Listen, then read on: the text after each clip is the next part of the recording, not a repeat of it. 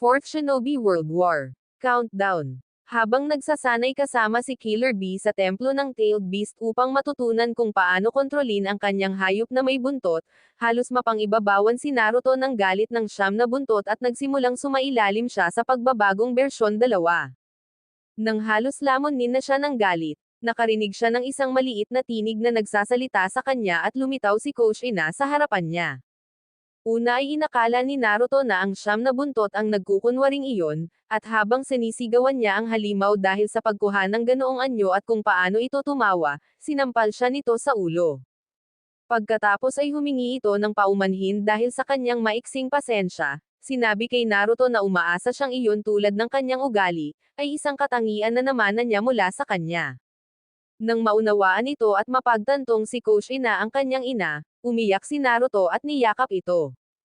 Ang kaligayahan nito ay nagpahinto sa kumakalat na impluwensya ng siyam na buntot, at ginamit ni Coach Ina ang kanyang mga tanikala na bakal upang pigilan ang siyam na buntot upang bigyan sila ng pagkakataong makapag-usap. Nang lumitaw ang mga tanikala, nagulat ang siyam na buntot matapos makilala ang chakra ni Coach Ina. Sa pagkakataong makapagsalita ng mas malaya ngayon, nabanggit ni Coach Ina na ang kanyang anak ay nagmana ng kanyang mga katangian ngunit salamat sa Diyos ay nakuha niya ang kulay ng buhok ng kanyang ama, pati na rin ang kanyang mga mata. Hindi pinansin ito, sinabi ni Naruto na maganda sana kung nakuha din niya ang kulay ng buhok ni Coach Ina, magiging napakagwapo sana siya. Ang mga ngiti ng kagalakan nito ay naging mga ngiti ng kahihiyan, gayunpaman, nagtanong siya kung paano sila nagkakilala ni Minato. Sinabi ni Coach Ina kay Naruto ang kwento kung paano siya napunta sa Konoha noong bata pa siya at halos maagaw ng mga kumonin, ngunit kalaunan ay nailigtas ng kanyang ama.